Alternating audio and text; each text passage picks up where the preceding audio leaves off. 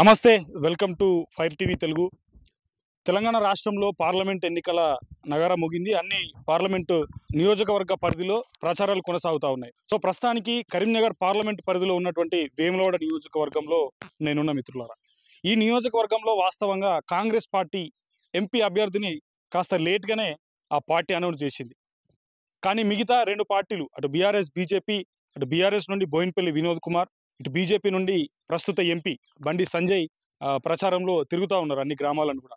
So వాస్తవంగా మిత్రులారా, ఈ 10 సంవత్సరాల బీఆర్ఎస్ పాలనలో ఆ బీఆర్ఎస్ చేసినటువంటి తెలంగాణ రాష్ట్ర ఉద్యమంలో కీలక పాత్ర పోషించినటువంటి ఉద్యమకారులు ఎవరైతే ఉన్నారో నిజంగా వారికి సముచిత స్థానం ఆ పార్టీ కల్పించిందా, కలిపియలేదా?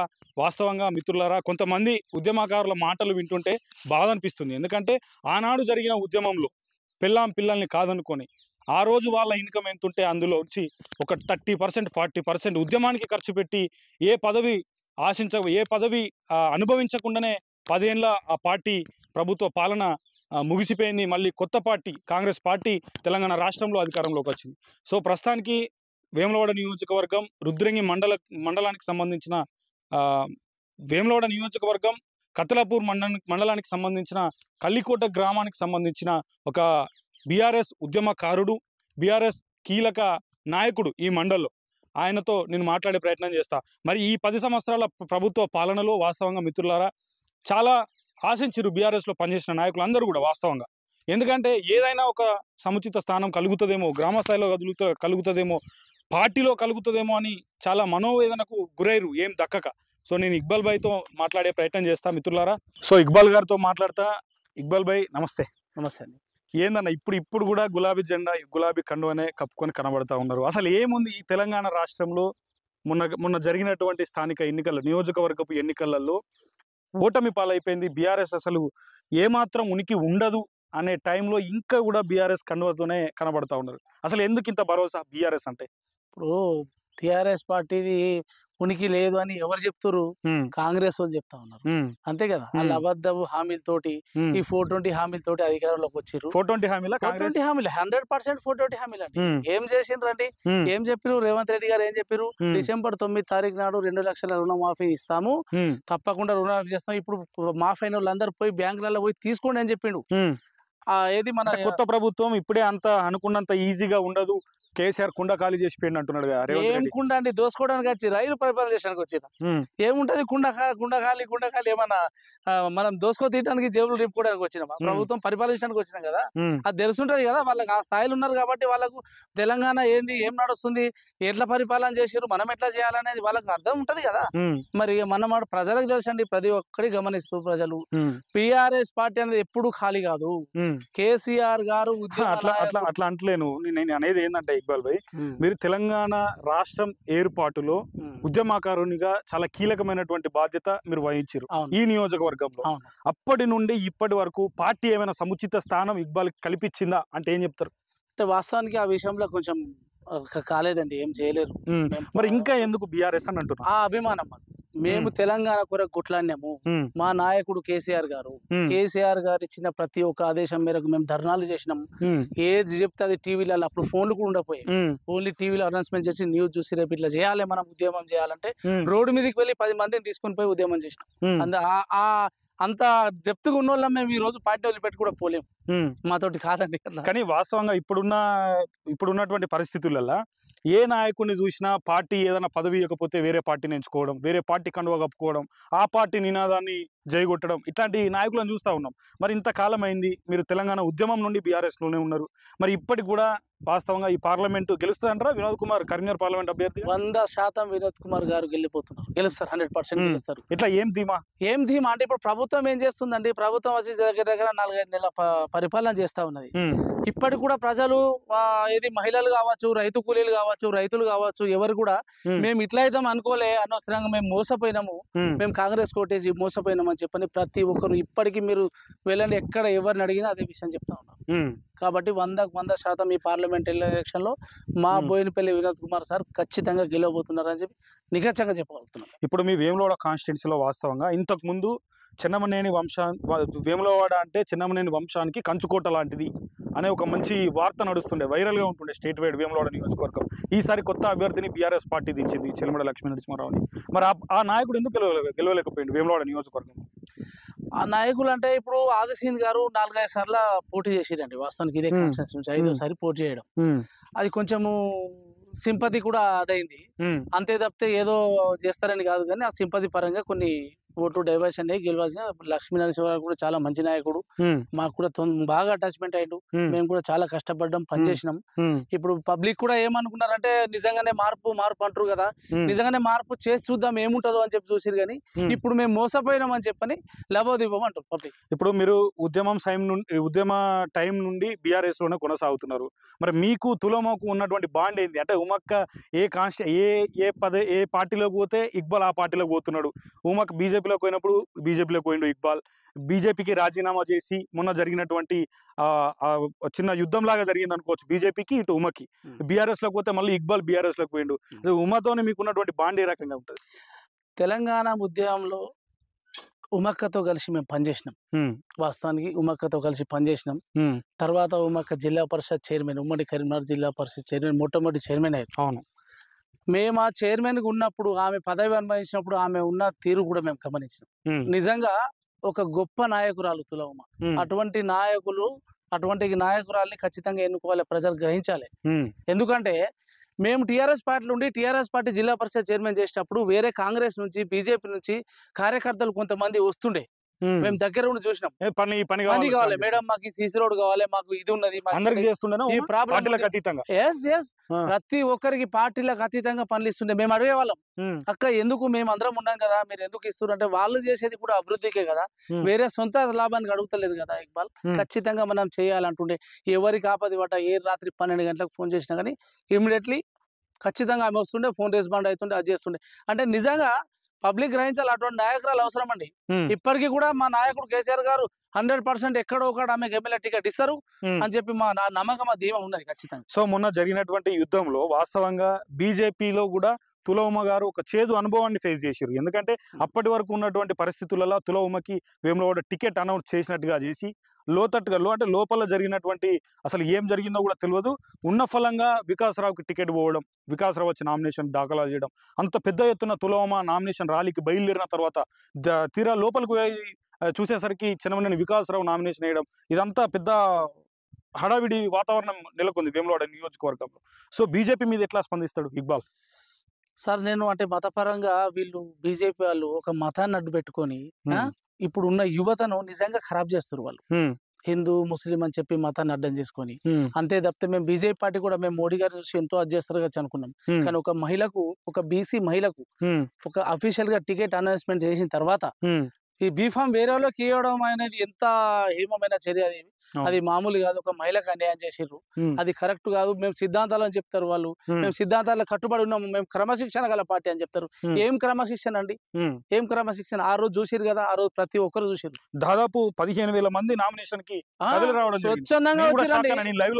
స్వచ్ఛందంగా వచ్చిర్రు. ఏ నాయకులకు వస్తారు చెప్పండి? అప్పుడు అధికారంలో ఉన్నటువంటి లక్ష్మీ నరసింహారావు నామినేషన్ వేసినా రాలే, ఆదిశీన్ గారు సింపతో నామినేషన్ అంత పబ్లిక్ రాలేరు, ప్రతి ఒక్కరు గమనించారు. కానీ ఏది ఏమైనా బీజేపీ చేయడం అట్లా తప్పండి. ఈ యువకులు కూడా వాళ్ళ సైడ్ కాకుండా వాళ్ళ డెవలప్మెంట్ కు సైడ్ వాళ్ళకు కన్సల్టేషన్ చేసి వాళ్ళ పనులు వాళ్ళు చేసుకుంటే వాళ్ళు వాళ్ళ కుటుంబాన్ని బాగుపరిచేవాళ్ళు అవుతారు. కానీ నిజంగా ఈ మతవాదం అనేది, ఇప్పుడు రాజకీయ పార్టీ మేము ఏం అభివృద్ధి చేస్తున్నాము, మేము ఏం చేయాలి అనేది, ఇది చేసినాం మేము, ఇది మాకు ఎందుకు ఓటేయాలని చెప్పి ఎప్పుడు చూసినా మతపరమైనటువంటి విమర్శలు చేయడం కూడా కరెక్ట్ కాదు కదా. బండి సంజయ్ అంటారు, బండి సంజయ్ ఏం చేసిండు మాకు ఎంపీ ఉండి 5 సంవత్సరాలు ఎంపీ ఉండి ఏం చేసిండు, ఇది చేసిండా చెప్పండి? ఎవరికి గెలిపించాలంటున్నాడు నరేంద్ర మోడీ గారు, డిపాజిట్ కూడా రాదు, బండి సంజయ్ డిపాజిట్ కూడా రాదు. ఎట్లా చెప్పగలుగుతున్నారు?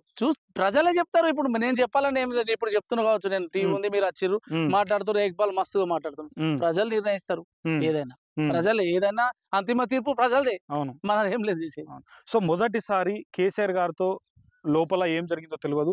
రాజీనామా చేసి ఈటెల రాజేందర్ గారితో తులౌమ గారు బీజేపీలో జాయిన్ అయ్యారు. సో వాస్తవంగా బీఆర్ఎస్ మీరు కూడా ఒక్కలే అప్పుడు ఉమ గారితో ఉన్నారు. మీ రాజకీయ ప్రయాణం కూడా ఉమ్మగారితోనే ప్రారంభమైంది కాబట్టి వాళ్ళు ఎటుపోయినా కూడా వాళ్ళు ఎమ్మడే మీరు కూడా జాయిన్ అయిన పరిస్థితి ఉండే. సో బీఆర్ఎస్ పార్టీకి రాజీనామా చేయడమే తులౌమ చేసిన బ్లెండర్ మిస్టేక్ అనుకోవచ్చా? ఎందుకంటారండి, అట్లెందుకు అనుకుంటారు? అప్పుడు ఉన్న కేసీఆర్ గారు ఈటల రాజేందర్ గారి మీద వారు సీఎం గారు కూడా ఆ రకంగా చేయడం కూడా తప్పే కదా. ఆయన కూడా ఉద్యమం చేసిండు, ఉద్యమ నాయకుడు. మరి ఈటల రాజేందర్ గారు ఇప్పుడైనా తులౌమకు ఫోన్ చేసి ఉమా మరి రా మళ్ళీ బీజేపీకి అనే పరిస్థితులు ఉన్నాయా? అదే ఇంటర్నల్ నాకు తెలియదు అండి. నాకు తెలిసి దగ్గర కదా తులౌమకి, ఎంత దగ్గరైనా అది అట్లా ఉండదు కదా. ఒక పార్టీ మనం ఎంతో తులౌమ పర్సనల్ గా నాకు ఇది కావాలని చెప్పి ఎప్పుడు కోరుకు ప్రజల మనిషి. ప్రజలు ఎటుంటే ఆ పక్షం నేను కూడా చూసిన దగ్గర. అంతేగాని స్వార్థంగా అది చేసుకోవాలనుకుంటే ఆమె ఏదో అంత ఉద్యమ నాయకురాలు, ఎన్నో ఉద్యమాలు చేసింది. అప్పుడు నక్సల్ ఉద్యమంలో కావచ్చు, తర్వాత బీడీ కార్మికుల ఉద్యమం కావచ్చు. ఆమె ఉద్యమం నాయకురాలండి. ఆమె ఉద్యమం నుంచి ప్రజల నుంచి పుట్టిన నాయకురాలు. ఆమెకు అలాంటి అవసరం లేదు. ఆమె పోదు నా ధీమాది అట్లా. సో అంటే మీరు వాస్తవంగా బీఆర్ఎస్ కండువాలో కనిపిస్తే నాకు ప్రతిసారి మీ ఉద్యమం, మీరు చేసినటువంటి ఉద్యమం గురించే మాట్లాడాలనిపిస్తున్నది. సో ఆనాడు మీరు ఉద్యమంలో పాల్గొన్నప్పుడు మీకు అత్యంత బాధాకరమైనటువంటి రోజు ఏది ఉంది మీరు ఉద్యమంలో పాల్గొన్న టైంలో తెలంగాణ రాష్ట్రం కోసం? తెలంగాణ రాష్ట్రం కోసం పనిచేసినప్పుడు వాస్తవానికి ఏం బాధ లేదు, కానీ తర్వాత ప్రభుత్వం ఏర్పడ్డ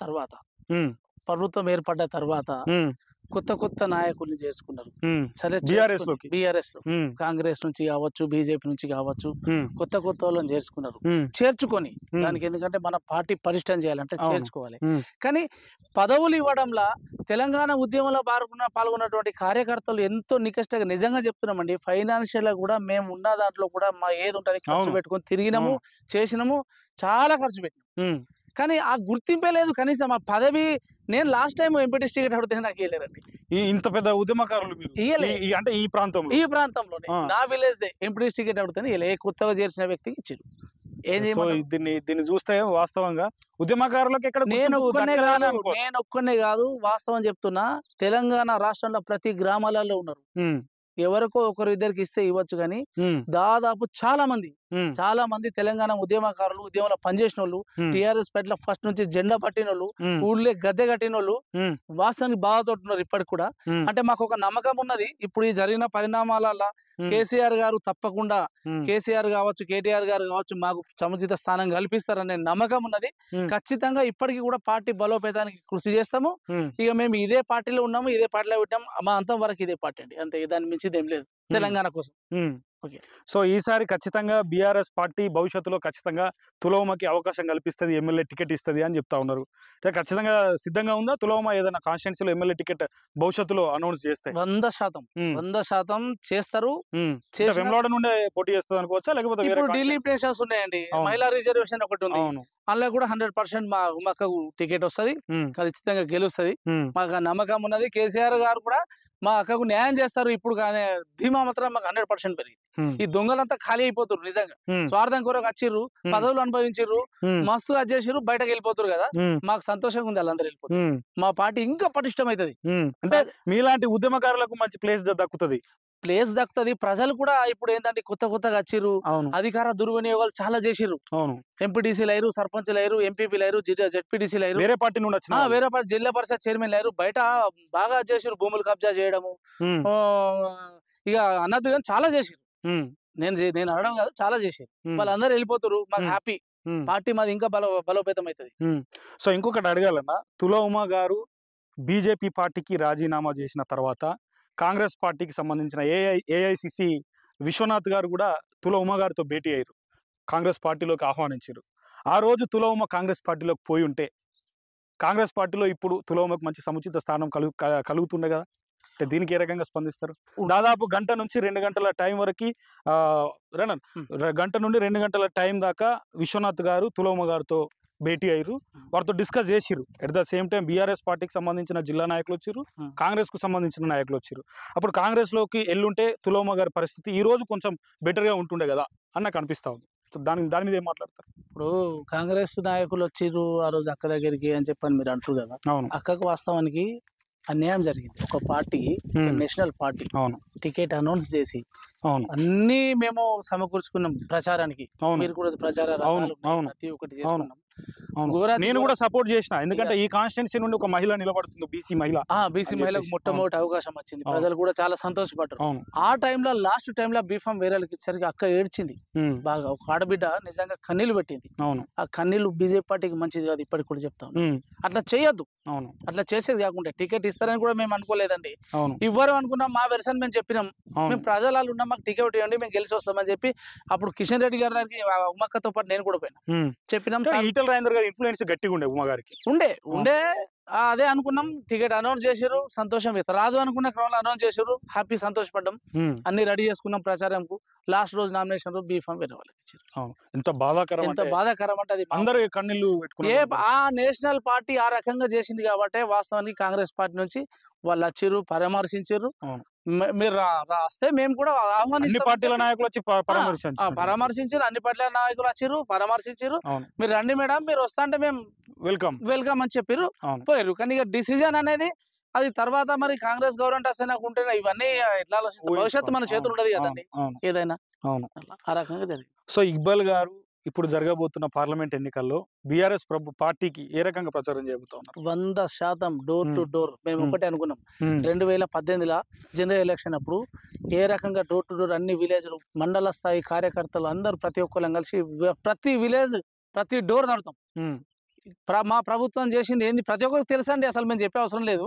కానీ కాంగ్రెస్ పార్టీ చేస్తున్నటువంటి మోసాన్ని మేము ప్రజలకు వివరిస్తాం. కాంగ్రెస్ పార్టీ మోసాలు స్టార్ట్ చేసిందా? చేసినట్టే. 4 నెలలు కూడా కాలేదు అన్న ప్రభుత్వం. 4 నెలలు కాదండి, మీరు చేసింది ఏం చేస్తారు చెప్పండి? ఏం చెప్తారు, ఏం చేస్తారు? కనీసము అమలయ్యే హామీలు ఉన్నాయి. అవి వాస్తవానికి వాళ్ళు కూడా ప్రభుత్వం అవుతామని వాళ్ళు అనుకోకుండా కాంగ్రెస్ వాళ్ళు కూడా అనుకోకుండా వచ్చేసింది అది. అందుకే ఇన్ని హామీలు ఇచ్చి ప్రజలు వచ్చేసింది తప్పితే వేరే. సో బీజేపీ నుండి బండి సంజయ్ ప్రచారం చేస్తాడు, అయోధ్యలో రామ మందిరం కట్టినము అని చెప్పేసి ఒక మేజర్గా ఆ అంశాన్ని ఎంచుకొని ప్రచారం చేసే పరిస్థితులు ఎక్కువగా కనిపిస్తా ఉన్నాయి. సో వాళ్ళకేం చెప్తారు సమాధానం? అయోధ్యలో రామ మందిరం అంటే యాదగిరిగుట్టలో కేసీఆర్ గారు బ్రహ్మాండంగా లక్ష్మీనరసింహస్వామి టెంపుల్ డెవలప్ చేశారు. ఎప్పుడైనా టెంపుల్ దేవుని అడ్డం పెట్టుకున్నారండి? దేవుళ్ళు ఏమన్నా పార్టీకి సంబంధించిన వాళ్ళ? నేను యాజ్ ఏ ముస్లిం గా ప్రామిస్ చెప్తున్నా, యాజ్ ఏ ముస్లిం గా నన్ను కాదు, మీరు పబ్లిక్ అడగండి. నేను ప్రతి టెంపుల్ కు చందాలు రాస్తా. మొన్న రీసెంట్ గా అయ్యప్ప టెంపుల్ కడతా ఉన్నారు, ఇక్కడ 50,000 రూపాయలు చందా రాసిన. నేను ఎందుకు రాసిన? మత సామరస్యంగా కలిసినటువంటి మన తెలంగాణను మనం లౌకికంగా మనం కలిసిన అందరూ బీజేపీ పార్టీ విడదీసి మీరు అది ఇది అని చెప్పని చిచ్చు పెట్టే ప్రయత్నం చేస్తుంది తప్పితే పబ్లిక్ చాలా క్లియర్ ఉన్నారండి. ఇప్పుడు మేమున్న మా సోదరులు ఉన్నారు, వాళ్ళ పండుగ నేను పోతా. నేను మొన్న రీసెంట్ గా కూడా మా ఆంజనేయ స్వామి భక్తులు ఉన్నారు, వాళ్ళందరికి పిలిచి అన్నదానం చేసిన నేను. వాళ్ళు ఎంతో పార్టీలకు అతీతంగా ఆంజనేయ స్వామిలకు భిక్ష. అవునండి, నేను యాజ్ ముస్లిం, కానీ వాళ్ళంతా మా సోదరులు కదా. మేము ముస్లిమ్స్, మేము కూడా రంజాన్ లో ఉపవాస దీక్షలు చేస్తా ఉంటాం. మత చిచ్చులను రెచ్చగొట్టే వాళ్ళకి ఇది ఒక మంచి అదిగా చెప్పుకోవాలి. ఎందుకంటే ముస్లిం గా ఉండి ఆంజనేయ స్వాములకి భిక్ష పెట్టడం, అయ్యప్ప స్వామి టెంపుల్ కి ఎంత అన్న 50,000 కాదండి. మనం ఇచ్చినామని చెప్పుకోవడం కాదు, చాలా చేసినాం మనం. నేను ఏమంటున్నా అంటే ఇదంతా సెల్యూట్ చేయాలి మీకు. ఎందుకంటే కొంతమంది ఉంటారు, మీ పండుగ మీది, మా పండుగ మాది అనే వాళ్ళని 100 మందిని చూస్తారు. అట్లా కాకుండా అందరూ మన వాళ్ళే అని చెప్పేసి మీలాగా కలవడిగా కలిసిపోయే వాళ్ళు చాలా తక్కువగా ఉంటారు. అందరం ఇండియన్స్ అండి. మనం ఇక్కడ ఫస్ట్ హ్యుమానిటీ కావాలి, మతం కాదు, మానవత్వం కావాలి ఫస్ట్. మొన్న రీసెంట్ గా కూడా నాకు మా లక్ష్మీ నరసింహస్వామి టెంపుల్ చైర్మన్ ఇస్తా అంటే తీసుకుంటాను. తీసుకుంటాను, డెవలప్మెంట్ చేస్తా నేను 100% చేస్తా. ఎందుకు చేయొద్దండి, ఎందుకు తీసుకోవద్దండి? దేవుడు అందరి వాడండి, ఎవరికి ఒక సొంతం కాదు, అందరి దేవుడు.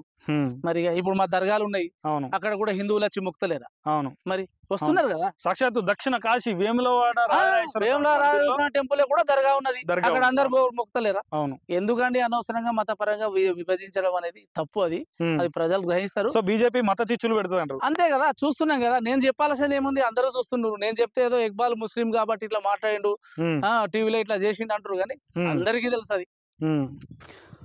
సో మొత్తానికి ఈసారైనా బీఆర్ఎస్ పార్టీ ఇక్బాల్ గారికి మంచి ప్లేస్ని, మంచి స్థానాన్ని కల్పిస్తుందని మీ మనసు చెప్తుందా? చెప్తుందండి, నాకు 100% నమ్మకం ఉన్నది. అసలు ఎందుకంటే ఇక్బాల్ ఏం ఇప్పుడు కోరుకుంటున్నాడు బీఆర్ఎస్ నుండి? ఏమి ఏ లేదు, పదవి కోరుకుంటున్నాడు? పదవి గిది అనేది ఏం లేదండి. ఏ పదవైనా ప్రజలు నిర్ణయిస్తారు, పార్టీ నిర్ణయిస్తది. ఇది ఇస్తా అంటే అది చేయడమే. ఎందుకంటే వాస్తవానికి కొత్త కొత్త డైరెక్టర్లు ఇచ్చారు, చైర్మన్లు ఇచ్చారు, ఏదో చేసిరు. ఈ కొత్త వాళ్ళు వచ్చే కొంప ముంచారు. అంతే. కొంప అవును. ఏ ముంచారు, పార్టీ పార్టీలో అయినా నాశనం కూడా. చేశారు, బయట ఏ పార్టీ అధికారంలోకి వచ్చిన తెలంగాణలో వేరే పార్టీలు అంటే ప్రతిపక్ష పార్టీలో ఉన్నటువంటి నాయకులు ఆ ప్రభుత్వంలో ఉన్న పార్టీలకు పోతారు, కొంప ముంచుతారు. ఏ పార్టీ అధికారంలోకి వచ్చినా కూడా. కానీ ఇప్పుడు మా కేసీఆర్ గారు ఒకటి చెప్పారు, ఎవరు టీఆర్ఎస్ పార్టీ నుంచి బయటకు పోయినా కానీ వాళ్ళకి ఇన్కమింగ్ లేదు. మళ్ళీ ఓకే, చెక్ఇన్ లేదు, చెక్అవుట్ అయితే అంటే చెక్అవుట్ అయితే చెక్ఇన్ అనేది లేదు, డైరెక్ట్ చెప్పేసిర్రు. వాళ్ళందరూ పోతున్నారు, నిజంగా మేము సంతోషపడుతున్నాం. మళ్ళీ చెక్ఇన్ లేదు కనుక, చెక్ఇన్ లేదు, ప్రజలు కూడా పర్ఫెక్ట్ గా ఉన్నారు. ఆ దొంగలు వచ్చే పార్టీని మిస్యూజ్ చేసేది తప్పితే ఏం లేదు. సో మీరు వాస్తవంగా కతలపూర్ మండలానికి సంబంధించిన కలికోట గ్రామస్తులు, మీరు మండల వ్యాప్తంగా అందరికీ వెళ్ళినట్టు ఇక్బాల్ భాయ్ అంటే వేములవాడ నియోజకవర్గానికి మొత్తం కూడా తెలుసు. ఎందుకంటే ఉమక్క జడ్పీ చైర్పర్సన్ ఉన్నప్పుడు ఉమ్మడి కరీంనగర్ జిల్లాకి ఇక్బాల్ తెలుసు. ప్రస్తుత వేములవాడ నియోజకవర్గం వెళ్ళినట్టాడు ఇక్బాల్ గారు. ఏం చెప్పదలుచుకున్నారు జనాలకి కానీ, మీ కతలాపూర్ మండల ప్రజలకు కానీ, కలికోట గ్రామ ప్రజలకు కానీ ఏం చెప్పదలుచుకున్నారు ఫైనల్ గా? ప్రజలు ప్రతి ఒక్కటి గమనిస్తారు సార్. ఇంతకు ముందు ఒకప్పుడు వెనకట ఎట్లుండంటే నాయకుడు వచ్చిండు, తిరిగిరు, పోయారు, గిల్ల కోటే అంటే ఓటేసారు. ఇప్పుడు గుడ్డిగా లేరు. మనం ఏం చెప్పినా, ఏ నిర్ణయం ఎట్లా చేయాలనేది ప్రజలు ప్రతి ఒక్కటి గమనిస్తాం. నాకు తెలిసి అయితే 100% టీఆర్ఎస్ పార్టీని గెలిపిస్తారు ఈసారి. బోయినపల్లి వినోద్ కుమార్ గారు మంచి బంపర్ మెజార్టీతో గెలుస్తా ఉన్నారు. ఇది రానున్న రోజులలో కూడా మా టీఆర్ఎస్ పార్టీ గవర్నమెంట్ కూడా ఫామ్ చేస్తా అని చెప్పి నేను ధీమాగా చెప్తున్నాను. నేను ఇంకొక క్వశ్చన్ అడగదలుచుకున్నాను, మీరు నొచ్చుకున్నా సరే. ఇన్ కేస్ బోయినపల్లి వినోద్ కుమార్ గారు ఓడిపోతే ఇక్బాల్ భాయ్ పరిస్థితి ఏంది? పార్టీ మారుతాడా? అప్పుడన్నా పార్టీ మారేది ఏం లేదు. ఓటమి గెలుపు అనేది ప్రజలు నిర్ణయిస్తారు. ఇప్పుడు నేను అంటున్నా గెలుస్తుండే 100% చెప్పాను. కానీ ప్రజలు మా సర్వే ప్రకారం, మా లెక్క ప్రకారం 100% పబ్లిక్ టీఆర్ఎస్ కు పాజిటివ్ ఉన్నారు. ఎందుకంటే తులోమ గారు తిరుగుతా ఉన్నారా? మరి తిరుగుతా ఉన్నారు, అందరూ చేస్తా ఉన్నారా? అవును, అందరూ తిరుగుతున్నాం, అందరూ కష్టపడుతున్నాం పార్టీ పరంగా. ఇప్పటికి కూడా మా కేసీఆర్ గారు కూడా చూస్తారు, అన్ని ప్రతి ఒక్కటి గమనిస్తా ఉన్నారు. ఎవరేంది, ఎవరు ఫస్ట్ నుంచి పనిచేసిన వాళ్ళు ఉన్నారు, ఎవరు అది చేసి అందరినీ కూడా ఫోన్లు చేస్తారు, మాట్లాడుతారు. జరగచ్చు, కానీ ఇప్పటి నుంచి అట్లుండదు. అందరం కలిసి కట్టుగా పనిచేద్దామని చెప్పని అది చేస్తారు. అందరూ ప్రతి ఒక్కరు కూడా పార్టీ పటిష్టం పనిచేస్తారు, పని చేస్తాం కూడా. సో ఇప్పుడు కేటీఆర్ గారు ఉన్నారు రాజన్న సిరిసిల్ల జిల్లాలో, అంటే సీఎం తర్వాత సీఎం లాగా వ్యవహరించారు బీఆర్ఎస్ పార్టీలో. ఎప్పుడైనా కేటీఆర్ గారికి అంటే మీ బాధలు, మేము ఉద్యమం నుండి పార్టీలో ఉన్నామన్నా, మాకు ఇప్పటి వరకు ఎలాంటి సముచిత స్థానం లేదు అని కేటీఆర్ గారి దృష్టికి తీసుకుపోయిన పరిస్థితులు ఉండేనా? లేవండి, పోనిచ్చే పరిస్థితి లేదు, అప్పుడు పరిస్థితి లేదు. నిజం అంటే వాస్తవం మాట్లాడుకోవాలి, చెప్పుకునే పరిస్థితి లేదు. ఈ ఎంపీటీసీ టికెట్ అప్పుడు ఈటల రాజేందర్ గారు ఆరోగ్య మంత్రి ఉండే బీఆర్ఎస్ పార్టీలో ఉన్నప్పుడు ఉమక్క మేము కలిసి మినిస్టర్ గారి దగ్గరికి పోయినాడు. మినిస్టర్ గారే ఫోన్ చేశారు, ఇట్లా ఫలానా ఫస్ట్ నుంచి పనిచేసిన వ్యక్తి ఉన్నాడు, ఆయనకి టికెట్ కాదు, ఇక్కడ లోకబాబురెడ్డి అని మా చైర్మన్ కూడా మాకు మంచిగా ఆయనతో పాటు మేము కలిసి పనిచేసినాం. చాలా బాబురెడ్డి గారు కూడా చాలా కష్టపడ్డాడు పార్టీ బలోపేతానికి. కానీ ఆ వ్యవస్థ ఏంటంటే అప్పుడు కొత్తగా తీసుకునే వాళ్ళకి ఇచ్చిర్రు, వర్గాన్ని క్రియేట్ చేసారు. అది తప్పు. ఉమక్క వర్గం అనేది కూడా క్రియేట్ చేసారు. ఉమక్క ఎన్నడూ కూడా వర్గాన్ని ప్రోత్సహించారు. మాకు ఎప్పుడు చెప్పింది, మనం పబ్లిక్ లో ఉందాం, ప్రజలకు నో వర్గం, ఈ వర్గాలు అది అని చెప్పి అధిష్టానానికి మిస్గైడ్ చేసి వీళ్ళందరికీ అన్యాయం చేసి తప్పితే వేరేం లేదు. అప్పుడు ఈటల రాజేందర్ గారు బాబురెడ్డి గారికి ఫోన్ చేసి చెప్పినప్పుడు కూడా ఆలోచించలే, ఇవ్వలే. ఎప్పుడు సీనియర్ ఉన్నాడు, ఇవన్నీ ఏం చేస్తామండి? ఇప్పుడు ఇవ్వనప్పుడు మేము కొట్లాడేది ఏముంది? చాలా మంది ఇట్లాంటి పరిస్థితులలో కూడా ఎప్పుడు బీఆర్ఎస్ మీద ముఖం కొట్టలేదా ఇక్బాల్ కి? ఇవన్నీ చూస్తా ఉంటే నాకు అనిపిస్తుంది, ఎట్లా ఉన్నాడు ఇక్బాల్ భాయ్ బీఆర్ఎస్ లో. పార్టీలు ఎందుకు మారాలండి ఒకసారి చెప్పండి? ఏం సొంతంగా సంపాదించుకోవడానికి లేక దోసుక తింటారు? ఆల్రెడీ మీకున్నటువంటి వ్యాపారంలో మీరు సెటిల్డ్. మీకు అసలు మీకు ఏ పార్టీ ప్రజాసేవ అద్దనుకున్నా మిమ్మల్ని అడిగేటోళ్ళు లేదు. మీకు ఇన్కమ్ సోర్స్ ఉంది, మీరే 10 మందికి ఇచ్చేటట్టుగా ఉన్నారు. ఏమున్నా పబ్లిక్ సర్వీస్ కోసం పార్టీలు అవసరం. అంతే, పబ్లిక్ సర్వీస్ కొరకు పార్టీలు అవసరం తప్పితే ఏం దోసుక తింటాం? మన కష్టంతో మనం పని చేసుకోవాలి, 10 మందిలో కరెక్ట్ ఉండాలి, అంతే తప్పితే మనం పార్టీల మీద పడి ఏమన్నా ఇల్లీగల్ దందాలు చేసేది ఏముందండి మనం? అవును, అట్లా. అందు గురించి మేము వేరే పార్టీకి సైడ్ చూస్తలేము, ఎటు పోయలేదు, బ్రహ్మాండంగా ఉన్న రోజు వింటనే ఉంటాం. ఖచ్చితంగా మా పార్టీ మళ్ళా అధికారంలోకి వస్తది, అప్పుడు ప్రజాసేవ ఇంతకంటే ఎక్కువ చేస్తాం పార్టీ సపోర్ట్ తోటి. ఖచ్చితంగా నమ్మకం మాత్రం ఉంది. సో ఇప్పటికే సామాజిక సేవలలో ఇక్బాల్ గారు ముందుంటారు అనే ఒక పేరు కూడా మీరు సొంతం చేసుకున్నారు. సో ఎట్లాంటి కార్యక్రమాలు చేస్తారు ఇప్పటికైతే? మండలంలో కావచ్చు, మీ గ్రామంలో కావచ్చు? నిజంగా వాస్తవానికి ఈ సామాజిక సేవ మనం ఎప్పుడైతే చేస్తూ ఉంటామో అవి చెప్పుకోదు. నేను ఇది చేసిన, నేను అది చేసిన, ఎందుకండి చెప్పుకోవడం? నాకు నా నా నా వరకు అయితే నా ఒపీనియన్ అది. నేను ఇది చేసిన, నేను వీళ్ళకి 10,000 ఇచ్చిన, వీళ్ళకి 50,000 ఇచ్చిన, నేను ఇది చేసిన, అది అసలు సామాజిక సేవ. కానీ కొంతమంది నిజంగా ఒక 1000 రూపాయలు డొనేట్ చేసి కూడా ఫేస్బుక్ లా, వాట్సాప్ లా, ట్విట్టర్ లా, స్టేటస్ లా, డిపి లా ఎవ్రీథింగ్ షేర్ చేసుకుంటారు. నేను చేయనండి అట్లా. నేను ఏంటంటే నేను జనరల్ గా నా ఫీల్డ్ ఉంది, నా బోర్వెల్ ఫీల్డ్. ఎక్కడన్నా ఇప్పుడు జనరల్ గా రుద్రంగిలో నేను బిజినెస్ ఎక్కువ చేస్తాను. ఒక వాడకట్టు వాటర్ ఇబ్బంది బాగుందని చెప్తే ఫ్రీగా బోర్ వేసినాను. ఫ్రీగా 1 NP తీసుకోకుండా. డీజిల్ కూడా మీదే? డీజిల్ టోటల్ నాది. ఫ్రీగా బోర్ వేసి ఇచ్చిన వాడగట్టు వాళ్ళు ఇప్పటికి పోయినప్పుడల్లా వాళ్ళు యాడ్ చేస్తారు, మీరు వేసారు సార్ మాకు సంతోషం, మీ నీళ్ళు మేము తాగుతున్నాం అని చెప్పి. ఆ తృప్తి వేరండి. ఆ తృప్తి అందరికి అర్థం కాదు, నేను చెప్పిన అర్థం కాదు. ఆ సోషల్ సామాజిక సేవ చేయాలనే ఆలోచన ఎవరికి ఎదుటో వాళ్ళకి అర్థమైంది. ఇది వేరే వాళ్ళకి ఏం అర్థం కాదు. ఎవరన్నా చనిపోయినా కదా ప్రీదస్తులు ఉంటారు పాపం, దాన సంస్కారాలకు డబ్బులు ఉంటాయి, వాళ్ళకి నా వంతుకు సాయం చేస్తా ఉంటాం. అంటే ఇంత అంత అని కాకుండా ఎంతో కొత్త మొత్తం సహాయం. యాక్సిడెంట్ జరుగుతూ ఉంటాయి, హాస్పిటల్ పరంగా అయితే వస్తారు దగ్గర ఏమన్నా ఇట్లున్నది పరిస్థితి అని చెప్పి నిజంగా చెప్తాను, అడగకుండా ఇచ్చేస్తాను. వాళ్ళు అడిగే అవసరం లేదు, అడగకుండా తీసి ఇచ్చేస్తాను. దగ్గర పెట్టుకోరు అయిపోయిస్తారు అని చెప్పి మళ్ళీ రిటర్న్ నేను అడగా. వాళ్ళు ఎప్పుడన్నా వాళ్ళు కొంతమంది ఏం చేస్తారంటే పబ్లిక్ బీదస్తులు కూడా ఇమాందారుతనం బాగుంటది. వాళ్ళు ఇమాందారు, నేను మాకు హెల్ప్ చేసిండు కానీ ఆయనకి ఇప్పుడు కాకుండా నేను 4 రోజులకైనా ఇవ్వాలని చెప్పి తీసుకొచ్చి ఇస్తారు కొంతమంది. అట్లా ఇచ్చిన వాళ్ళు కూడా ఉన్నారు. సహాయానికి మళ్ళీ సహాయపడ్డాడు అయ్యాలి అని చెప్పి అని. నిజంగా చెప్తున్నా, నిజాయితీ పనులు చాలా ఉంటారు. అవును, ఈ బీదస్తులు ఉంటారు కదా, నిరుపేదలు, వాళ్ళు పని చేసినా మన డబ్బులు మనం తీసుకొస్తారు. అట్లా చాలా మంది ఉన్నారు కానీ అంటే మనం దాదాపు ఎక్కువ తీసుకోము అట్లా. కానీ ఉండని బతుకు అని చెప్తాం ఆ రకంగాని. ఇక మనం చేసింది ఆ హాస్పిటల్స్ కు సంబంధించి ఎవరికైనా కాళ్ళు చేతులు యాక్సిడెంట్లు అయిపోయి ఇంట్లో వాళ్ళకి కూడా వాళ్ళకి తెలియదు సీఎం రిలీఫ్ ఫండ్ అప్లై చేసుకోవాలి, అది దగ్గరుండి చేసి అది చేసిన సందర్భాలు కూడా చాలా ఉన్నాయి. ఈ మంచినీళ్ళ గురించి కూడా అంతకుముందు లాస్ట్ ఇయర్ ఒక 5 years ముందు అప్పుడు వాటర్ ప్రాబ్లం బాగుండేది. అవును, అప్పుడు కూడా నేను సొంతంగానే ట్యాంకర్ పెట్టించి ఊళ్ళో జడ్జ్ చేయడం అట్లాంటి గ్రామంలో నేనే పెట్టి సొంత డబ్బు నేనే పెట్టించేసి. అది చెప్పుకోవద్దండి వాస్తవానికి, మీరు అడుగుతున్నారని చెప్తున్నా తప్పితే నేను ఎన్నడూ కూడా నేను చేసిన చెప్పి ఇక్కడ చెప్పాను, ఎవరికి కూడా చెప్పాను. సో అదే ప్రజాసేవ చేయాలనుకున్న వాళ్ళకి పబ్లిసిటీ అవసరం లేదు. ఎందుకంటే ఫేస్బుక్ లో పెట్టడం, ట్విట్టర్ లో పెట్టడం, పబ్లిక్ ఏమొస్తుంది మనకు దాంతో? మనం చేసే పని భగవంతుడు చూడాలి. సో ఏ ఫేస్బుక్ లో ఎవరు లైక్ కొట్టినా మీకు ఓటేసే హక్కు అయితే ఉండాలి కదా వాళ్ళకి. సో ఫైనల్ గా మీకు ఓటేసే హక్కు మీ గ్రామస్తులకే ఉంటది, ఫేస్బుక్ లైక్ కొట్టిన వాళ్ళకి ఉండదు కదా, అదే అంతే కదా, కామెంట్ పెట్టిన వాళ్ళకి ఉండదు. మనం ఏం చేసినాం చేయలేం అనేది వీళ్ళే చూస్తారు కదా. అవును అవును. అసలు ఇన్ని రోజుల ఉద్యమంలో పాల్గొన్నారు, ఇన్ని రోజుల ప్రభుత్వంలో బీఆర్ఎస్ ఉండగా కూడా పార్టీలో కొనసాగారు. అసలు పాలిటిక్స్ మీద ఇక్బాల్ ఒపీనియన్ ఏంటిది? అసలు పాలిటిక్స్, రాజకీయం అంటే ఒక బాధ్యత, నాట్ ఏ బిజినెస్. కానీ ఇప్పుడున్న నాయకులు బిజినెస్ లాగానే చేసేటోళ్ళు చేస్తూ ఉంటారు, వాళ్ళు భూమంటరం అయిపోతూ ఉంటారు, స్మాష్ అయిపోతూ ఉంటారు. రాజకీయం అనేది ఒక బాధ్యత అంటే సామాజిక స్పృహ ఉన్నోళ్ళు మాత్రమే రాజకీయాలకు రావాలి. ప్రజలకు సేవ చేస్తా అనేటోళ్ళే రావాలి. కానీ ఏదో నేను సంపాదించుకుంటా, నేను కాంట్రాక్ట్లు చేస్తా, నేను ఊర్లో వాళ్ళు వచ్చినా కానీ అప్పటి మందే ఉంటుంది. నా ఒపీనియన్ ఏంటంటే రాజకీయం అనేది ఒక బాధ్యతతో కూడుకున్నది, సామాజిక స్పృహ ఉండాలి. సో గ్రామ పంచాయతీలో సర్పంచ్ అయినాక కూడా ఇక్బాల్ అట్లే ఉంటారా? 100% మార్పు డౌటే లేదు. ఇప్పుడు అంటే నేను నా ఏజ్ 41 years, నన్ను ఫస్ట్ నుంచి చూస్తారు మా ఊరు పబ్లిక్. నేను ఎప్పుడు ఇట్లానే ఉన్నా, ఇట్లానే ఉంటా కూడా భవిష్యత్తులో కూడా, అంతేం లేదు. సో ఈ ఎలక్షన్స్ తర్వాత, పార్లమెంట్ ఎన్నికల తర్వాత స్థానిక ఎన్నికలు, గ్రామ పంచాయతీకి సంబంధించిన ఎన్నికలు, ఇటు మండలానికి సంబంధించిన ఎన్నికలు రాబోతా ఉన్నాయి. సో ఇక్బాల్ గారు ఈసారి గ్రామంలో కానీ అటు మండలంలో కానీ దేనికన్నా పోటీ చేయబోతా ఉన్నాడా, ప్రిపేర్ అవుతా ఉన్నాడా? అంటే ప్రిపరేషన్ అనేది కాకుండా జనరల్ గా ప్రజలకు ఇట్లా వాళ్ళు కోరుకొని మీరు చేయండి అన్న మేము ఉన్నాం ఏంటంటే 100% చేస్తా. దేనికి చేస్తాడు? గ్రామంలో ఉంటాడా, మండలానికి వెళ్ళిపోతాడా? ఫస్ట్ గ్రామాన్ని డెవలప్ చేసుకోవాలి. అవును, నా ఉద్దేశం ఏంటంటే ఫస్ట్ మన గ్రామాన్ని డెవలప్మెంట్ చేసుకోవాలి.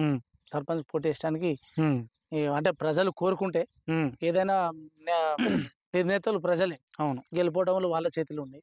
వాళ్ళు కోరుకుంటే తప్పకుండా పోటీ చేస్తాం. 100% గ్రామ అభివృద్ధికి తోడ్పడతాం.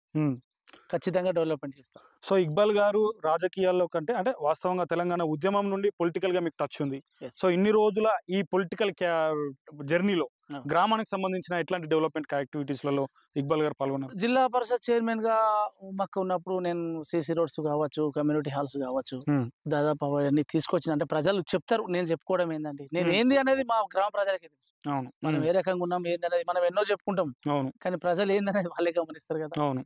ఏదున్నా ప్రజల చేతి చేసినాం, డెవలప్మెంట్ చేసినాం, సీఎం రిలీఫ్ ఫండ్లు ఇప్పించడం కానీ, చాలా మందికి కాలేజ్ సీట్స్ ఇప్పించడం కానీ, అట్లా చాలా మందికి చాలా హెల్ప్ చేసిన వాస్తవానికి చేస్తా కూడా. అంటే ఒక ఈ రాజకీయ పరంగానే కాదు, ఆర్థిక పరంగా నేను ఎంతో కొంత సంపాదించుకున్న బిజినెస్ చేసుకుంటా కాబట్టి సోషల్ రెస్పాన్సిబిలిటీ అనేది ఖచ్చితంగా నాకు ఉన్నది. నాకు ఏ పదవి ఉన్నా లేకపోయినా ప్రజలకు సోషల్ వర్క్ మాత్రం ఖచ్చితంగా చేస్తాండి. ఈ విషయం కళ్ళకట్టగా చెప్పగలుగుతాను. అంటే పార్టీలకు అతీతంగా ఏ పార్టీ సపోర్ట్ లేకున్నా ఇక్బాల్ సపోర్ట్ చేస్తున్నాడా? ఈసారి గ్రామ స్థాయిలో గానీ మండలి స్థాయిలో గానీ పార్టీ సపోర్ట్ లేకుండా పోటీ చేస్తా ఉన్నాడా ఇండివిజువల్ గా ఇండిపెండెంట్ గా? ఇండిపెండెంట్ అంటే ఇప్పుడు సర్పంచ్ సంబంధించింది పార్టీలకు సంబంధం లేదు. పార్టీ మద్దతు ఇస్తుంది కదా. పార్టీ ఏం మద్దతు ఇచ్చినా పార్టీని చూడరండి. సర్పంచ్ అప్పుడు వ్యక్తిని చూస్తారు, ఇక్బాల్ నే చూస్తారు, చూడరు. కండువా ఎవరు చూడరు. ఇప్పుడు నాకు సపోర్ట్ చేసే వాళ్ళు అన్ని పార్టీలు ఉన్నారు, నా మిత్రులు అందరూ ఉన్నారు. కాంగ్రెస్ వాళ్ళు ఉంటారు, బీజేపీ వాళ్ళు నువ్వు ఉండాలి భయం చెప్పనే వాళ్ళు ఉంటారు, అంతేగాని పార్టీని చూడరు. ఎంపీడీసీ వచ్చేసరికి అప్పుడు పార్టీకి నేను కూడా నా పార్టీగా ఉన్నందుకు నేను సపోర్ట్ చేస్తాను. కానీ సర్పంచ్ అనేది అట్లా కాదండి. ఎందుకు గ్రామ పంచాయతీకి సర్పంచ్ కావాలనుకుంటున్నాడు ఇక్బాల్? ఎంపీటీసీ ఎంపీపీ దిక్కు ఎందుకు పోతలేడు? రిజర్వేషన్ అనుకూలించదా? రిజర్వేషన్ అనుకూలించలే. ఇంతకు ముందు కూడా నాకు చాయిస్ రిజర్వేషన్ లేకనే రాలేదు. కాబట్టి ఈసారి ఇట్లా రిజర్వేషన్ వస్తే 100కు 100% మా గ్రామాన్ని మా జిల్లాలోనే మొట్టమొదటి స్థానంలో ఉండేటట్టు డెవలప్మెంట్ చేస్తారు. ఇది మాత్రం పక్కా హామీ ఇవ్వగలుగుతున్నారు. ఎట్లాంటి యాక్టివిటీస్ తో ముందుకు వెళ్తారు? ఎంపీపీ అయితే ఇప్పుడు నిజంగా చెప్తా, ఎంపీపీ అయితే ఎంపీటీసీఐ ఎంపీపీ అయితే ఇన్ కేస్ రిజర్వేషన్ మీకు అనుకూలిస్తే అది అంటే అవుతుందో కాదో తెలియదు. పార్టీ ఆదేశిస్తే అప్పుడు చేయగలుగుతాం. కానీ ఆ ఎంపీపీ ఎంపీటీసీ అనేది పార్టీ చేతులు ఉన్నది. సర్పంచ్ అనేది ఓన్లీ నేను ఒక్కనే కాబట్టి ఇండివిజువల్ గా అది ప్రజలు మనకు సపోర్ట్ చేస్తే మనం చేయగలుగుతాం. కానీ ఇది పార్టీ వ్యవస్థతో కూడుకున్నది, దాని గురించి మేము ఊహించుకోగలుగుతాం. ఎందుకంటే రుద్రంగి అయ్యప్ప స్వామి టెంపుల్ కి 50,000 ఇక్బాల్ ఇచ్చిందంటే గ్రామ పంచాయతీ సర్పంచ్ అయితే గ్రామాన్ని ఏ రకంగా డెవలప్ చేసుకుంటాడో మా అంచనా కొంచెం చిక్కుతుంది. సో మీరు చెప్పండి, మీ మాటలలో చెప్పండి. 100% ఇప్పుడున్న ప్రాబ్లమ్స్ త్రాగునీటికి చాలా ఇబ్బంది ఉంది. ఈ ప్లస్ ఒకటి రోడ్ కూడా బాగాలేనట్టుంది, డ్రైనేజ్ రోడ్లు కావచ్చు, ఇవన్నీ చాలా ఇబ్బంది ఉంది ప్రజలకు. ఇది మా ఊర్లో ఇబ్బంది అనేది ఉండదు. ఆ రకంగా ఖచ్చితంగా డెవలప్మెంట్ చేస్తండి. చెప్పడం కాదు, చేసి చూపించడమే అంతే. హామీ ఇస్తున్నాడా ఇక్బాల్? 100% నేను చేస్తానా చేయను అనేది కూడా పబ్లిక్ తెలుసు. 100% పబ్లిక్ తెలుసు ఎటువంటి వ్యక్తి చేస్తాడా, ఏతో అవుతుందా కాదని. చేసిన తర్వాతనే మళ్ళా ఒకవేళ దేవుని దయ వల్ల మన సర్పంచ్ గెలిచిన తర్వాత మీరే వచ్చి చేయండి, మీరే చూడండి విలేజ్. మీకు ఇప్పుడు హామీ ఇస్తున్నా మీకు. ఖచ్చితంగా ఈసారి సర్పంచ్ అవుతున్నారు అంటారు ఇక్బాల్? అంటే నా చేతిలో లేదు, అవుతున్నాను నేను చెప్పలేను. ప్రజలు కోరుకుంటే వాళ్ళు నన్ను పోటీ చేయమని చెప్తే చేస్తా, వాళ్ళ సహకారంతో అయితే. కానీ నేను అవుతున్నా అని చెప్పడం కాదు, మన చేతిలో ఏముందండి, ఏం లేదు. అది కూడా వాళ్ళు పబ్లిక్ చేయమంటేనే చేయడం. నేను చేస్తున్నా మీరు నాకు సపోర్ట్ చేయరని కాదు, మేము సపోర్ట్ చేస్తున్నా మీరు చేయండి ఇక్బాల్ గారు అంటే నేను చేస్తాను. ఈసారి కూడా మళ్ళీ బీఆర్ఎస్ కు ఆస్పిరెంట్స్ ఎవరైనా ఉన్నారా కలికోటలో సర్పంచ్ కావాలి అని? నేను చెప్పిన ఏమన్నది, సర్పంచ్ అనేది పార్టీకి సంబంధం లేదు. ఆస్పిరెంట్స్ ఉంటారు కదా, నేను పోటీ చేస్తున్నా మీరు నాకు మద్దతు. అది ఇప్పటికి రానే రాలేదు, ఆ రిజర్వేషన్ల వ్యవస్థ రాలేదు. అంటే ఆస్పిరెంట్స్ ఇప్పుడు ప్రభుత్వం, కాంగ్రెస్ ప్రభుత్వం కూడా ఊహించకుండానే ప్రభుత్వంలోకి వచ్చింది కాంగ్రెస్ పార్టీ. మరి ఇది కూడా మళ్ళీ ఎవరున్నారో మనకే తెలుసు. కానీ మీ వేళ మాత్రం నా వేళ మాత్రం నేను వాళ్ళ పబ్లిక్ కోరుకుంటేనే పోటీ చేయడం అంతే తప్ప. ఖచ్చితంగా మెజార్టీతో గెలుస్తాడా ఇక్బాల్? చెప్పలే, బాగుంటున్నాడు మన చేతుల్లో. గెలుస్తామని ఓడిపోతామని ఏది ఉన్నా ప్రజెంట్. ఓడిపోయినా జనాలతోనే, గెలిచినా జనాలతో. గెలిస్తే జిల్లాలో నెంబర్ 1 ప్లేస్ లో ఖచ్చితంగా ఛాలెంజ్ చేస్తున్నా, ఇది ఛాలెంజ్ చేసి చూపిస్తున్నా. ఈ ఛాలెంజ్ మళ్ళా 4 సంవత్సరాల తర్వాత మీకే చూపిస్తా. ఖచ్చితంగా తగ్గేది లేదు.